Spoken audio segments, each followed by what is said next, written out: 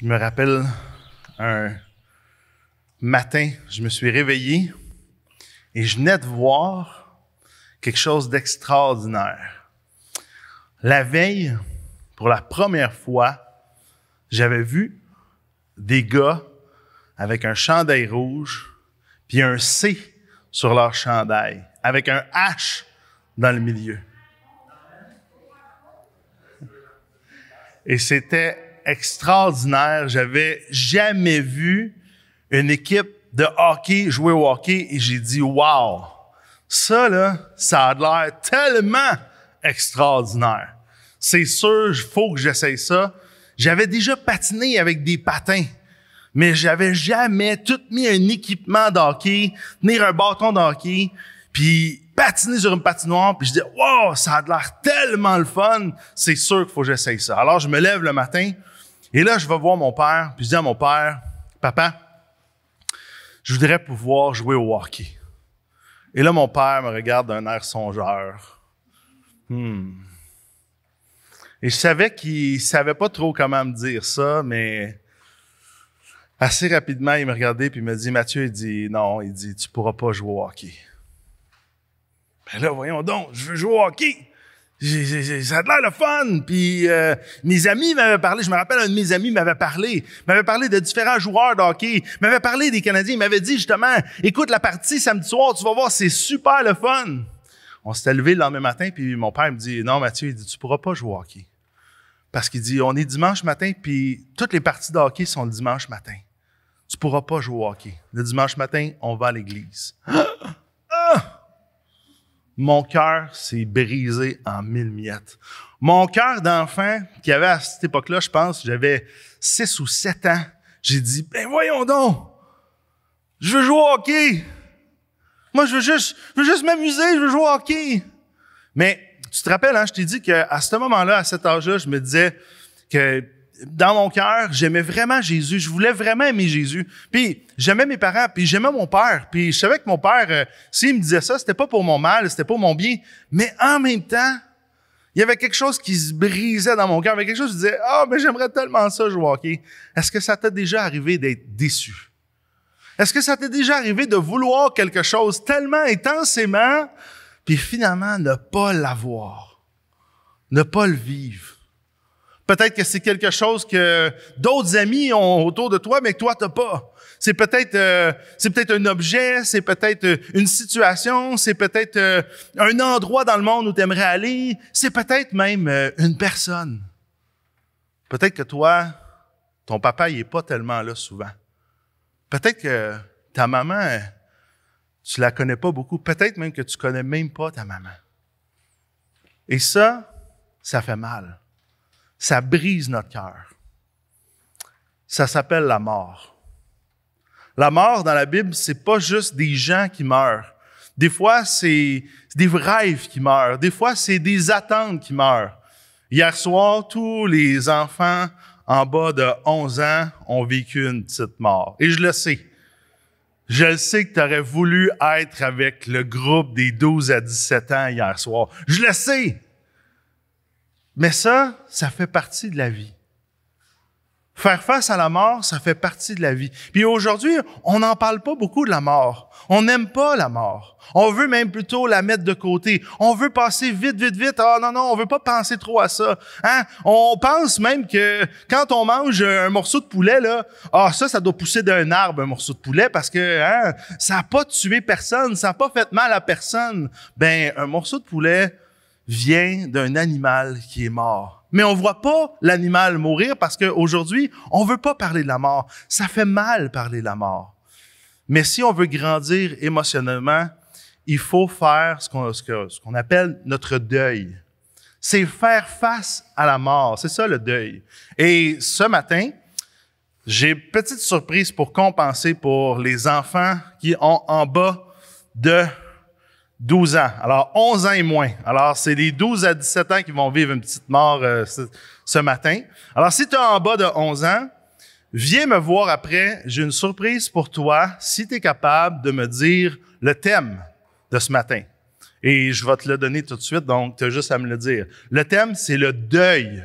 Alors, viens me voir, puis dis-moi, le deuil, c'est le thème, et j'ai une surprise pour toi. C'est bon? Alors, rappelle-toi. Je veux qu'on parle du deuil ensemble parce que c'est important de parler de la mort. Ça fait partie de notre monde émotionnel. Ça fait partie de grandir dans nos émotions que d'accepter le deuil. C'est un des moyens de grandir. Quand on fait face à un deuil, comme, à vrai dire, être honnête avec vous, j'ai jamais mis un équipement de hockey de ma vie. J'ai jamais embarqué sur une patinoire avec tout un équipement de hockey. Puis, être honnête, des fois, quand je partage ça, les gens me disent « Ah, mais on pourrait aller dans une ligue de garage, Mathieu, puis on pourrait aller le faire. » Ça me dérange pas tant que ça. Aujourd'hui, j'ai fait mon deuil de ça. Bien que si je mettais un équipement de hockey, là, je serais content aussi, mais vous comprenez, j'ai pas cette attente-là que comme quand j'étais jeune, je l'avais beaucoup, je l'espérais beaucoup. Non, je vis bien avec l'absence que je joue pas au hockey, puis j'ai jamais joué au hockey à part dans une ruelle avec une balle. Puis c'est correct comme ça, c'est pas mal. Le Seigneur, il me permet de vivre plein d'autres belles choses que cette chose-là aurait peut-être été belle, mais Dieu n'a pas permis ça, puis c'est correct comme ça. C'est ça, faire face à la mort, c'est d'accepter de vivre avec l'absence de. Et là, tu peux rajouter, c'est peut-être une personne, c'est peut-être une situation, c'est peut-être un rêve, c'est peut-être une attente, c'est peut-être une envie. Hier soir, tu pourras jamais revivre si tu n'avais pas 12 à 17 ans. Si tu n'étais pas avec nous hier soir, puis tu n'avais pas 12 à 17 ans, on peut pas revivre cet événement-là. C'est mort, c'est terminé. Il faut passer à autre chose. Face au deuil, il y a plein de façons dont on peut réagir. Premièrement, sur le coup, ça peut être un choc. Quand mon père me dit non, sur le coup, j'étais comme, ben voyons non, ça se peut pas. Non, il faut jouer au hockey. Puis là, j'essayais de mais non, il faut. Hein? Parce qu'après, ben, c'est le déni. Hein? Ben non, c'est sûr. OK, mon père a pas dit non. Il doit avoir essayé de dire oui, mais ça a sorti non dans sa bouche. Hein? On tombe dans le déni. On tombe dans la colère. On est fâché. Non! Je le veux! Je vous dirai pas encore laquelle de mes filles, mais encore ce matin, une de mes filles est venue me revoir, et c'est certainement pas la plus vieille parce qu'elle était avec nous hier soir, mais une de mes filles est venue me revoir encore, puis me dit, puis mes deux plus vieilles avancants étaient avec nous, donc là, je viens de cibler les deux plus jeunes, hein? Hey, comment ça se fait que c'était injuste que tu nous permettes pas d'être là, nous, tous les enfants. Tu peux pas séparer le groupe d'enfants en deux comme ça, papa. La colère l'animait encore. Face au deuil, on peut être plein de colère. On peut faire du marchandage. Hein? On peut dire, OK, si je suis assez bon, là, ben, redonne-moi-le. Ou je vais faire ça, puis toi, tu me donnes ça. On peut marchander avec les autres, marchander avec Dieu. On peut être triste. On peut être rempli de tristesse. Et encore une fois, ça ne veut pas dire non plus qu'on n'a pas fait notre deuil de vivre ces émotions-là. C'est tout simplement que faire son deuil, c'est d'arriver au point où j'accepte. J'accepte la mort. Faire face à la mort fait partie de notre marche avec Jésus. Faire son deuil, c'est accepter de vivre avec l'absence de. Ne pas accepter de faire face à la mort ou de pas accepter de vivre avec l'absence de nous garde enfants spirituellement et émotionnellement. Mais comme on l'a vu, hein, on l'a vu entre autres dans Galates, ou on l'a vu même dans Éphésiens, où on le voit avec Jésus qui veut nous accompagner à grandir. Dieu veut nous faire grandir à la stature de Jésus, à la maturité de Jésus. Et Jésus n'a pas eu peur de faire face à la mort. Et une chance, parce que s'il avait eu peur de faire face à la mort, nous serions encore dans nos péchés, nous serions perdus. Nous pourrions pas chanter comme on le fait tantôt, de dire « Hey, avant j'étais ton ennemi, maintenant je vais être à tes côtés. Tout le restant de ma vie, tu vas être avec moi et moi avec toi. » On pourrait pas chanter ça, on pourrait pas dire ça, parce que Jésus a décidé d'aller faire face à la mort. Parfois, on croit faussement que faire face à la mort, c'est de pas faire face à la mort, c'est manquer de foi. Hein? Non. C'est pas vraiment mort. Il faut que je continue de garder ça en vie en moi, sinon, hein, je manque de foi. C'est pas vrai, ça. Il y a un élément qui est faux. Faire face à la mort et accepter la mort, ça veut pas dire non plus qu'on peut pas espérer. Mais c'est juste de prendre considération, prendre réalité que dans ce monde-ci, la mort fait partie de notre marche avec Jésus. Faire face à la mort, c'est suivre notre Sauveur qui a donné sa vie pour vaincre la mort. Il y a un des passages extraordinaires qui nous parle de ça, un passage assez long, mais qui vaut la peine d'être lu. C'est dans Jean 11. Jean 11. Regardez ce que Jean nous dit. Il y avait un homme malade. Jean 11, verset 1.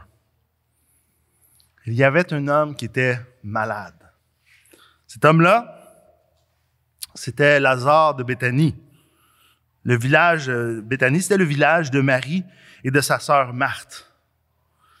Marie était celle qui versa du parfum sur les pieds du Seigneur et qui lui essuya avec ses cheveux. C'était son frère Lazare qui était malade. Les sœurs envoyèrent dire à Jésus, « Seigneur, celui que tu aimes est malade. » Ici, Jean nous dit que Lazare, c'est pas n'importe qui. Jean était un ami de Jésus, quelqu'un que Jésus aimait. Et regardez ce qu'il fait avec ses amis, Jésus.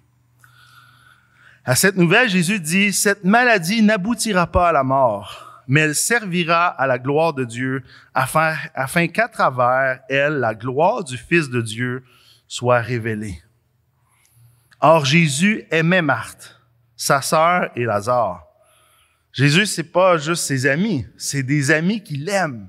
C'est des gens qu'il chérit dans son cœur. Voici ce que Jésus fait avec ceux qu'il aime.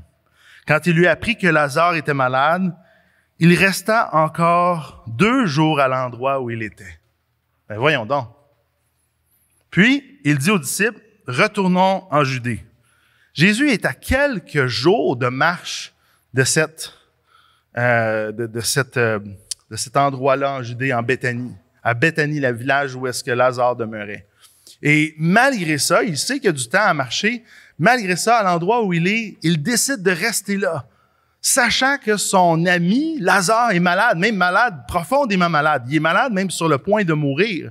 Mais Jésus, il dit, non, il y a quelque chose de plus grand que je veux qu'il arrive avec Lazare. Mais c'est intriguant pareil. Parce que si on y pense, là, si Jésus aime vraiment Marie, Marthe et Lazare, et que Marie envoie des gens pour aller chercher Jésus puis dire à Jésus, « Jésus, on a besoin de ton aide. Viens-t'en, Lazare est malade. » Hey, moi, il me semble que ce que je m'attends, c'est que Jésus il parte en courant puis « Je m'en viens, je suis là, je vais t'aider. » Jésus, c'est pas ça qu'il fait. Il dit, on va attendre. C'est bien bizarre. Coudon. Moi, ma question qui me vient quand je lis ce passage-là, c'est, ils les aimes-tu vraiment? Oui, ils les aiment vraiment. Continuons notre lecture. Les disciples lui dirent, « Maître, tout récemment, oui, c'est ça. Les disciples lui dirent, parce qu'ils sont en train de marcher pour se rendre à Béthanie, « Maître, tout récemment, les Juifs cherchaient à te lapider et tu retournes là-bas. » Hein? Il y avait des gens qui lui en voulaient dans cette ville-là. Fait qu'il dit, tu vas retourner là-bas, puis tu vas peut-être mourir toi aussi. Là. C'est toi qui vas mourir. Tu vas peut-être te faire lapider. Jésus répondit, n'y a-t-il pas 12 heures de jour? Si quelqu'un marche pendant le jour, il ne trébuche pas parce qu'il voit la lumière de ce monde. Mais si quelqu'un marche pendant la nuit, il trébuche parce que la lumière n'est pas en lui. Après ces paroles, il leur dit, notre ami Lazare s'est endormi, mais je vais aller le réveiller. Oh, phew! Ah, OK, Jésus, il est pas vraiment mort, il mourra pas vraiment, OK, parce que dans le fond, tu sais, toi, qu'il est pas vraiment en train de mourir. C'est pour ça que tu as pris ton temps. C'est pour ça que tu te dépêches pas à ce qu'on se rende là-bas. Hein. C'est ça, Jésus. Les disciples lui disent, Seigneur, s'il s'est endormi, il sera guéri. Hein, tu vas aller le guérir. En fait, Jésus avait parlé de la mort de Lazare, mais ils crurent qu'il parlait de son assoupissement du sommeil. Hein? Et Jésus avait parlé de la mort, qui était en train de mourir, mais eux, ils croyaient que c'était juste comme, il est fatigué, il s'endort, il va le réveiller, puis il va le guérir, tout va bien aller. En fait, c'est ça, verset 14. Jésus leur dit, alors ouvertement, Lazare est mort.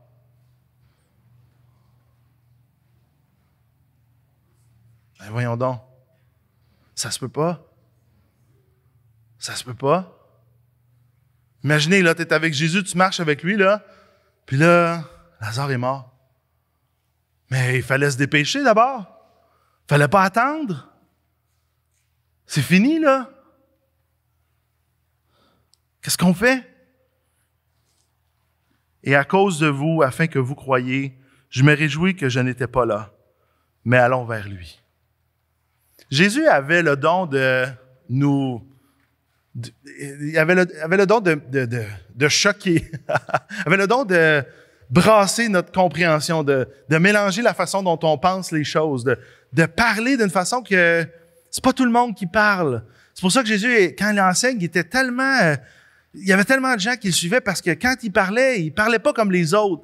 Quand il enseignait en parabole qui est super facile à comprendre, mais en même temps, qui nous fait réfléchir énormément. Ici, encore une fois, qu'est-ce que Jésus veut dire? Qu'est-ce qu'il veut nous enseigner? Poursuivons notre lecture. Verset 16. Là-dessus, Thomas, appelé Didyme, lui est toujours drôle, lui, comment il réagit. C'est toujours intéressant. Dit aux autres disciples, « Allons-y, nous aussi, afin de mourir avec lui. »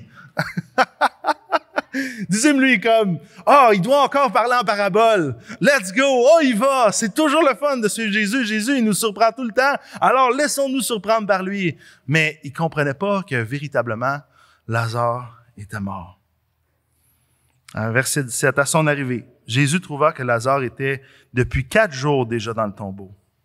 Béthanie était près de Jérusalem, à moins de 3 kilomètres, et beaucoup des Juifs étaient venus chez Marthe et Marie pour les consoler de la mort de leur frère.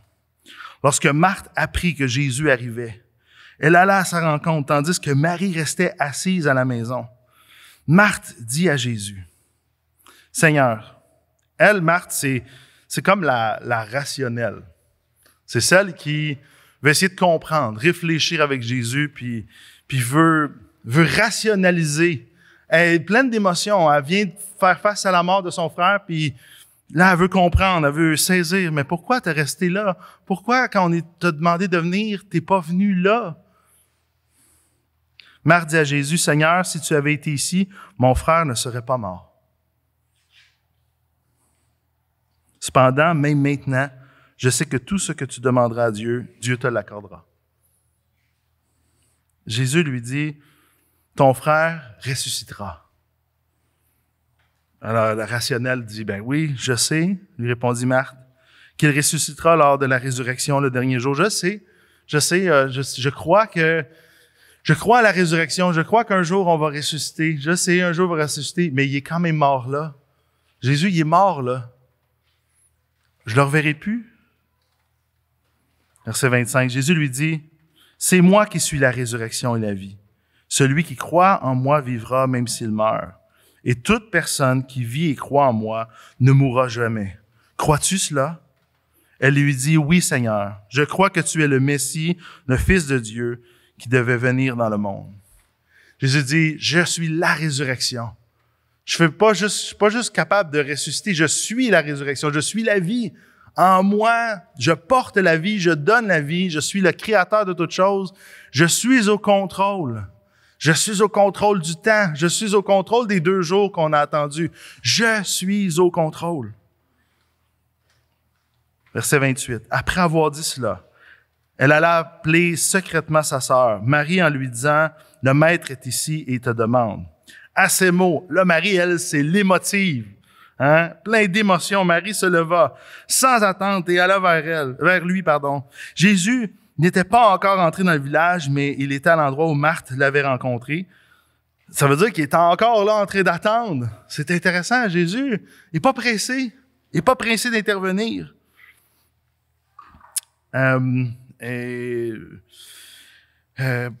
Excusez-moi, à l'endroit où elle l'a rencontré. Verset 31. Les Juifs qui étaient avec Marie dans la maison et qui la consolaient, la virent et se lever soudain et sortir. Ils la suivirent en disant, « Elle va au tombeau pour y pleurer. » Marie arriva à l'endroit où Jésus était. Quand elle le vit, elle tomba à ses pieds et lui dit, plein d'émotion, « Seigneur, si tu avais été ici, mon frère ne serait pas mort. » La même chose que sa sœur, mais elle pas pour comprendre, mais plutôt pour déclarer le cri de son cœur. « Ça me fait mal, rempli de tristesse.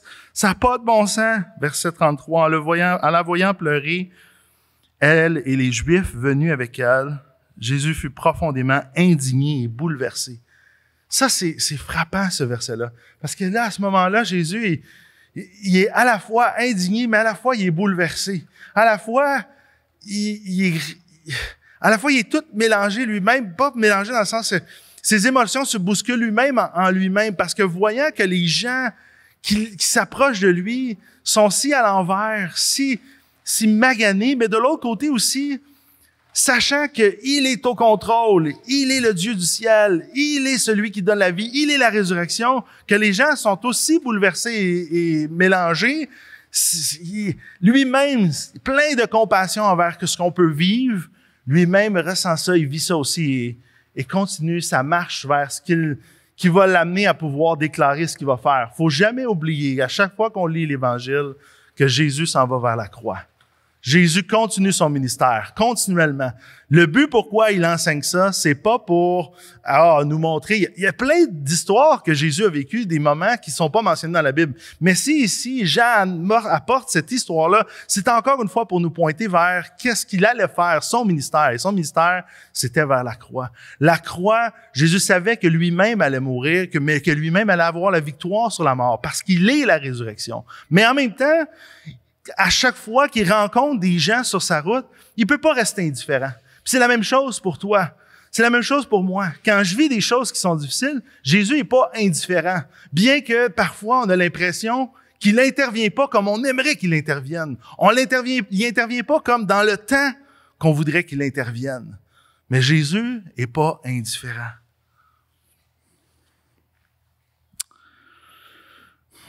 Au verset 34, il dit: où l'avez-vous mis? Seigneur, lui répondit-on, viens et tu verras. Ici, Jésus pleura. C'est intéressant, plusieurs théologiens se sont posé la question à savoir pourquoi Jésus a pleuré. Certains théologiens ont dit ce que je viens de dire, parce que il est tellement compatissant, puis certainement, je suis d'accord aussi en partie avec ces théologiens-là qui disent ça, tellement compatissant avec nous, que voyant notre tristesse, bien, il pleurait avec ceux qui pleuraient, voyant leur tristesse. Puis certainement, Jésus, il y a un élément qui est là parce que Jésus compatit avec nous. Mais c'est pas ma compréhension de pourquoi Jésus a pleuré. Ma compréhension de pourquoi Jésus a pleuré, parce que d'autres théologiens vont plutôt dire ça, c'est que, justement, certains théologiens vont dire qu'il pleurait parce que c'était son ami. Ça, je suis moins d'accord avec ça. C'était son ami, c'était Lazare. Mais pourquoi il pleure, sachant la suite de l'histoire? Comme tu vas lire, on le sait, nous. Jésus va le ressusciter, Lazare. Alors, s'il sait qu'il va ressusciter, il peut pas pleurer pour son ami qui va ressusciter, il va le revoir. Mais je pense que la véritable raison pour laquelle Jésus pleure ici, c'est parce que la raison pour laquelle il est venu, c'est qu'on place notre confiance en lui. Et dans l'histoire, plein de personnes autour de lui ont vraiment de la difficulté à lui faire confiance. Même ses propres amis, même Marie et Marc, qui sont très proches de lui, ont de la misère à lui faire confiance parce que la situation est tellement désespérée. Il est mort, c'est fini. Puis ils sont complètement à l'envers, puis ils savent plus quoi faire. Puis même ils disent à Jésus, t'aurais pas dû faire ça, t'aurais pas dû permettre ça, ça n'a pas de bon sens. Je pense que Jésus pleure parce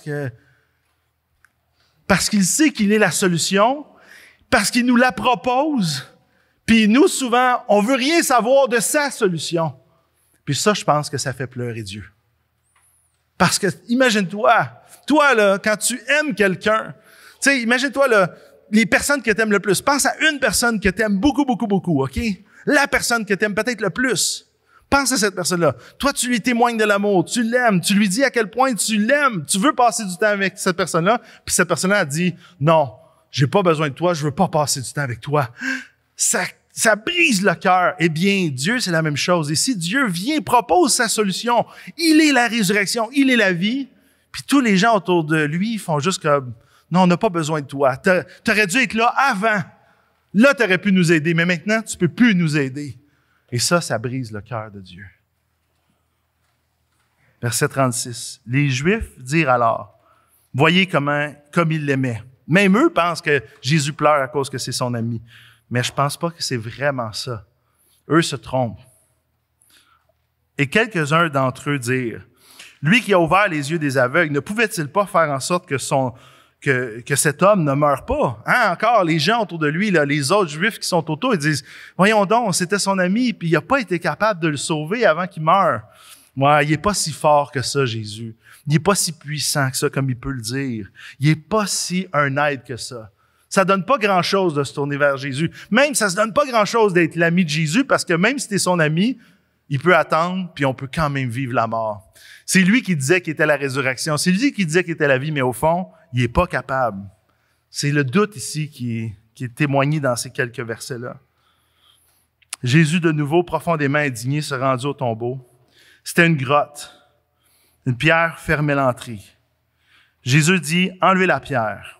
Marthe, la sœur du mort, lui dit, Seigneur, il sent déjà, car il y a 4 jours qu'il est là-dedans. Il est déjà en train de se décomposer. Jésus, qu'est-ce que tu fais là? Ça n'a pas de bon sens, là. Si tu pensais faire quelque chose, c'était avant, mais là, c'est fini. C'est sûr. Il sent déjà, il est mort. Tout le monde le sait, tout le monde le sent. Jésus lui dit, ne t'ai-je pas dit que si tu crois, tu verras la gloire de Dieu? Ils enlevèrent donc la pierre de l'endroit où le mort avait été déposé. Jésus leva alors les yeux et dit, Père, je te remercie que tu m'as écouté. Pour ma part, je savais que tu m'écoutes toujours. Mais j'ai parlé à cause de la foule qui m'entoure, afin qu'ils croient que c'est toi qui m'as envoyé. Après avoir dit ces paroles, il cria d'une voix forte, Lazare, sors! Et le mort sortit. Hein? Le mort sortit. Les pieds et les mains attachés par les bandelettes et le visage enveloppé d'un linge. Jésus leur dit, détachez-le et laissez-le s'en aller. Beaucoup de Juifs qui étaient venus auprès de Marie et qui virent ce que Jésus avait fait, crurent en lui. Ce passage-là nous enseigne 6 choses, 6 éléments sur la mort. Jésus est plus grand que la mort, il est la résurrection.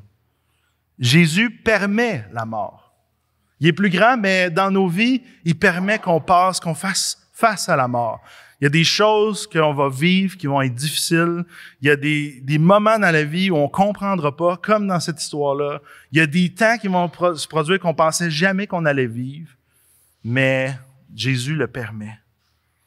La mort, 3e élément. Hein? Jésus est plus grand que la mort. Jésus permet la mort. La mort nous pousse à réfléchir, comme Marthe. Elle veut réfléchir, elle veut comprendre. Hein?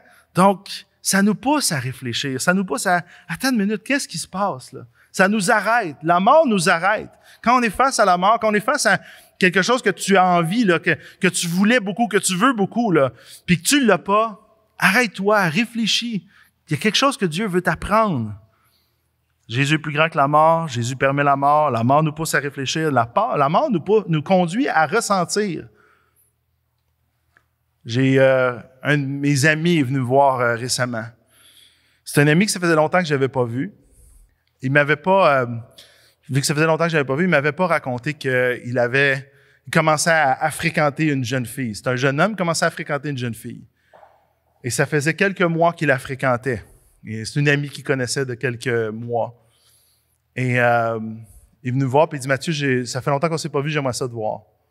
Je lui ai dit, OK, viens, on va prendre un café ensemble. On a pris un café ensemble, puis il m'a dit, écoute, il dit, j'ai pas eu l'occasion parce que ça fait longtemps qu'on s'est pas vu, puis ça fait pas longtemps que j'ai rencontré une jeune fille, puis j'ai commencé à la fréquenter. J'étais tellement content parce que c'est un jeune homme qui est pas très vieux, mais quand même, ça fait plusieurs années qu'il voulait fréquenter quelqu'un, puis il trouvait pas la bonne personne, puis là, j'étais content pour lui quand il m'a raconté ça. J'étais tout sourire, je disais, wow, c'est extraordinaire.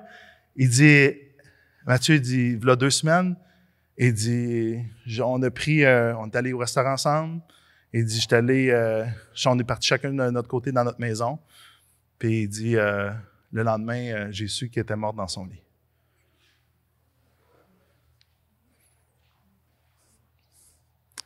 Qu'est-ce que tu dis à ton ami? Tu dis rien. Tu pleures. Tu dis rien. Tu pleures. Je l'ai texté encore aujourd'hui, les funérailles vont avoir lieu bientôt. Je prie pour lui, je pleure, je l'écoute, mais il n'y a pas grand-chose à dire face à la mort. On peut essayer de se donner des raisons, réfléchir, mais face à la mort, on ressent. On vit les émotions qu'on a besoin de vivre avec la personne qui est en train de vivre. Trop souvent, on parle, beaucoup trop, face à la mort. Pas assez souvent, on ressent face à la mort. Ça nous conduit à ressentir. Puis on voit Marie, c'est exactement ça. Marie, c'est celle qui ressent. Jésus est plus grand que la mort. Jésus permet la mort. La mort nous pousse à réfléchir. La mort nous conduit à ressentir. Jésus veut nous faire grandir face à la mort. Il veut faire grandir la foi particulièrement dans ce passage-là. Il veut faire grandir notre foi, qu'il est plus grand que la mort, qu'il est capable de faire des choses avec les circonstances qu'on trouve comme impossibles, qu'on passera pas au travers, qu'on sera pas capable de passer à travers des envies qu'on pense qui sont des besoins puis qui au fond sont pas tant des besoins parce que Dieu nous les donne pas, nous les permet pas. Jésus veut nous faire grandir. Je suis là, je t'accompagne. Lui-même ressent, lui-même goûte, lui-même est avec toi et veut t'accompagner dans ce que tu ressens. Mais sixièmement, Jésus veut nous pointer vers l'éternité. La mort, parce que Jésus est plus grand que la mort, parce que Jésus est la résurrection, Jésus veut toujours nous rappeler que même la mort, tout ce qu'on vit ici, tout ce qu'on a ici en passant, ce sont des panneaux indicateurs pour nous pointer vers l'éternité. Ici, on est juste de passage. Ici, on est comme dans une toilette d'un aéroport. Qui a déjà été à l'aéroport ici? Tu as déjà été dans un aéroport? Excellent. Dans un aéroport, là, on reste pas tellement longtemps. As-tu déjà remarqué? On fait juste passer. Mais dans les toilettes de l'aéroport, ça, on fait vraiment juste passer. On va aux toilettes, on fait ce qu'on a besoin de faire, puis on s'en va. Mais imagine-toi que quelqu'un arriverait à l'aéroport et dirait « Bon, je m'en vais aux toilettes. » Puis là, il s'en va aux toilettes, puis là, il fait comme « Moi, je trouve que les murs de la toilette ici sont pas de la couleur que je voudrais qu'ils soient. Je me sens pas comme chez moi ici, on dirait. C'est bizarre, c'est comme gris, c'est pâle. Hey, attends un petit peu, je vais aller chercher de la décoration. » Là, il s'en va au magasin. Ça va chercher de la décoration. Puis là, il commence à décorer la toilette de l'aéroport parce que là, il dit « Hey, je suis dans une toilette d'aéroport, mais va bien falloir que je dorme, moi, à soir. » Fait que là, il dit « Faut que j'aille me chercher un lit. » Fait que là, il s'en va au magasin. Il s'en va se chercher un lit. Puis là, il se met un lit dans la toilette de l'aéroport. Mais la toilette de l'aéroport, c'est pas faite pour dormir. C'est pas faite pour se sentir chez soi. La toilette d'aéroport, c'est juste de passage. Ben, la vie sur Terre, c'est exactement la même chose. C'est juste de passage. On est comme dans une toilette d'aéroport. Fait que si tu n'as pas l'impression que tu te sens chez toi ici, c'est normal, parce que ça pointe vers un autre chez toi qui est encore bien plus merveilleux qu'une toilette d'aéroport. Puis si tu as des affaires à acheter, là, achète pour l'autre côté. Achète pas pour t'acheter des affaires ici. C'est rien que de passage. Tout ce qu'on va vivre ici, ça va disparaître de toute façon un jour. Parce que notre pensée, puis le but de la mort, pourquoi on vit la mort ici, c'est toujours pour nous rappeler qu'on est ici que de passage. Prions ensemble. Seigneur Jésus, merci beaucoup pour ce chapitre 11 de l'Évangile de Jean, qui nous montre comment toi-même, face à la mort, toi-même, tu n'es pas insensible. Ce qui nous montre que toi aussi, Seigneur Jésus, tu as des sentiments, des émotions, puis que c'est pas mal de pleurer, c'est pas mal d'être triste. C'est toi, plein de maturité, tu as pu partager ta tristesse. Mais pas ta tristesse seulement par rapport à la mort en tant que telle, parce que ça, tu le savais et tu le sais encore. Tu es beaucoup plus grand que la mort. Tu es la vie, tu es la résurrection. Tu as vaincu la mort à la croix. Donc, c'est pas tant ça qui t'attriste autant que notre rapport, nous, avec la mort, notre rapport, nous, avec toi, notre lien, notre relation avec toi.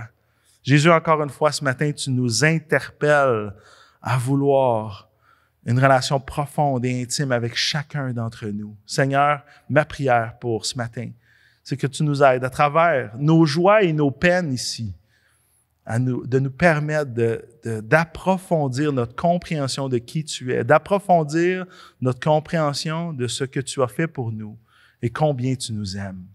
Jésus, merci encore une fois ce matin pour j'ose dire, les pertes de ce côté-ci de l'éternité. Et aide-nous à bien faire nos deuils. Accompagne-nous, console nos cœurs.